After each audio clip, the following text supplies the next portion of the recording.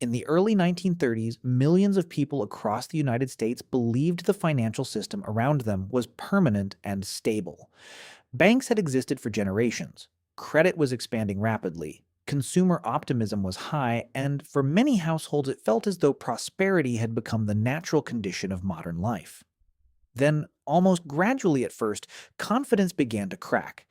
Businesses slowed, jobs disappeared, banks collapsed, and ordinary families discovered something deeply unsettling about economic systems.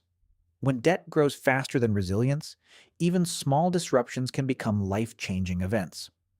What made the Great Depression so psychologically devastating was not only the scale of financial loss, but the realization that many people had quietly built their lives on assumptions that no longer held together. Today, the economy looks very different on the surface. Smartphones replaced newspapers, digital banking replaced paper ledgers, and consumer spending now moves through invisible transactions that happen in seconds. Yet beneath the technology, many of the same financial behaviors still exist. Easy borrowing, installment payments, rising household debt, speculative optimism, and the constant pressure to maintain appearances continue to shape how modern economies function. The similarities are not identical, and history never repeats in a perfect cycle, but certain patterns return because human psychology rarely changes as quickly as technology does. One of the most important lessons from the Great Depression is that debt itself is not automatically dangerous. Debt becomes dangerous when people assume future income is guaranteed. During the 1920s, many Americans bought stocks with borrowed money because prices seemed destined to rise forever. This practice, known as buying on margin, allowed people to control investments far larger than the cash they actually possessed. As long as prices climbed, the system looked brilliant. Once prices fell, the structure collapsed rapidly because borrowed money amplified every loss. Modern consumer debt operates differently, but the psychological mechanism is surprisingly similar. Today, people are less likely to borrow heavily to buy stocks directly, yet they regularly borrow against future income to finance lifestyles in the present. Credit cards, car loans, buy now, pay later systems, subscription ecosystems, and long-term financing plans allow consumers to experience purchasing power immediately while postponing the financial consequences into the future. The danger is not necessarily the existence of these tools because many are useful when managed carefully. The danger emerges when entire lifestyles become dependent on uninterrupted future earnings. A household with low savings and high recurring obligations often appears financially stable right up until something unexpected happens. A job loss, medical emergency, economic slowdown, or rising interest rate can suddenly expose how fragile the structure really was. This is one reason modern recessions often feel psychologically shocking even when warning signs existed beforehand. Stability can appear solid while the underlying system becomes increasingly dependent on perfect conditions. The Great Depression also revealed how deeply consumer confidence influences the economy. Economies are not powered solely by money, factories, or governments. They are powered by collective belief. When people believe the future will improve, they spend more freely, businesses hire more aggressively, and investors take larger risks. When confidence disappears, the opposite begins happening almost immediately. Families delay purchases, businesses reduce expansion, lenders tighten standards, and economic contraction accelerates itself through fear and caution. Modern economies still operate through this same emotional mechanism, although it is now intensified by constant digital exposure. News spreads instantly. Market reactions happen in real time, and social media amplifies both optimism and panic at extraordinary speed. During the Great Depression, fear traveled through newspapers and conversations. Today, it travels through millions of screens simultaneously.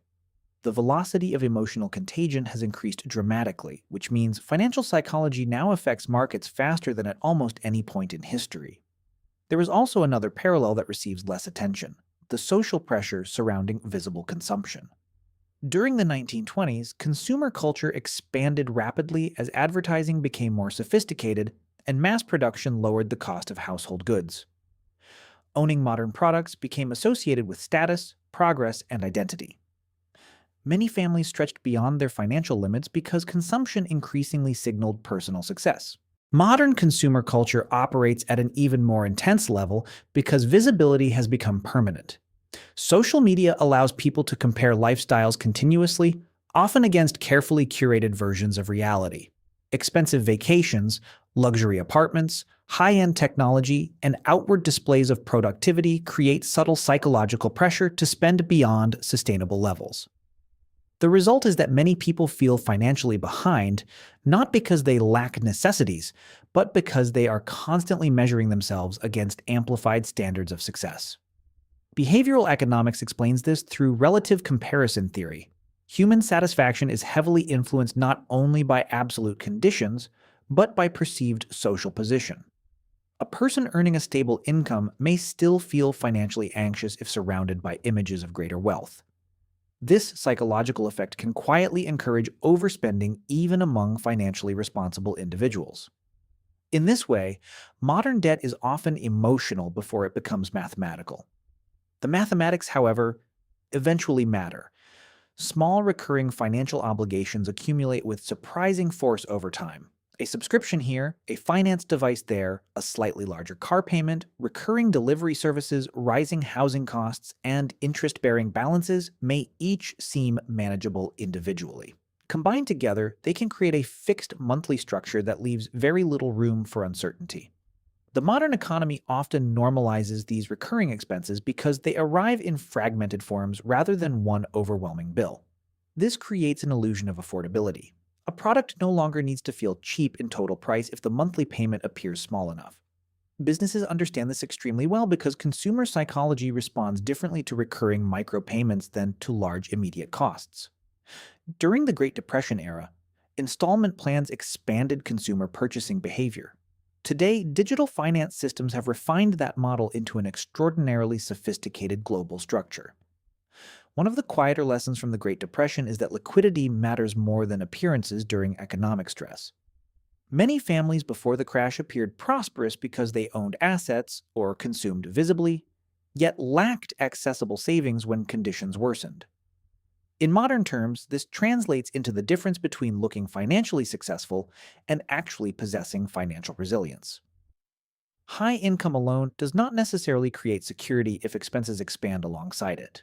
This is why personal finance often becomes less about intelligence and more about behavioral friction. Financial resilience usually depends on ordinary, repetitive habits that appear unremarkable in the short term. Maintaining emergency savings, limiting recurring obligations, avoiding excessive leverage, and increasing financial flexibility rarely produce dramatic social recognition. Yet historically, these behaviors consistently reduce vulnerability during unstable periods. There is also an important systemic dimension to all of this. Modern economies frequently encourage consumption because consumer spending drives growth. Businesses benefit when people purchase more, lenders benefit when borrowing expands, and entire industries are designed around maximizing engagement and convenience. None of this requires malicious intent for the incentives to exist. The system naturally rewards participation in continuous consumption because consumption supports economic expansion. The challenge for individuals is that what benefits the broader economy does not always strengthen household resilience. An economy may grow rapidly, while many households simultaneously become financially fragile beneath the surface. This tension existed before the Great Depression and continues in different forms today. Economic growth statistics can improve even while anxiety, debt dependency, and financial insecurity quietly rise among consumers. Perhaps the most valuable lesson from the Great Depression is not fear, but awareness. Economic systems are deeply psychological, and periods of stability can encourage people to underestimate risk. Financial resilience is rarely built during moments of panic. It is usually built slowly during periods when caution feels unnecessary. The individuals who navigated economic instability most successfully were often not the ones chasing maximum growth, but the ones maintaining flexibility, patience, and margin for uncertainty. Modern consumer debt is not automatically catastrophic, and history does not guarantee identical outcomes. Yet the emotional patterns that shaped previous financial crises still exist because they emerge from enduring aspects of human behavior: optimism, comparison, impatience, fear, and the desire for social belonging. Technology changes the tools, but psychology continues to shape the system underneath. Understanding these patterns does not mean withdrawing from modern life or avoiding every form of borrowing. Instead, it means recognizing that financial systems become most dangerous when convenience removes visibility. The easier debt feels, the more important awareness becomes. The quieter recurring obligations appear, the more carefully long-term flexibility matters. And the more a culture encourages consumption as identity, the more valuable independent financial thinking becomes. History rarely announces itself while it is happening. Most economic eras feel normal to the people living through them. That may be the most enduring lesson of all.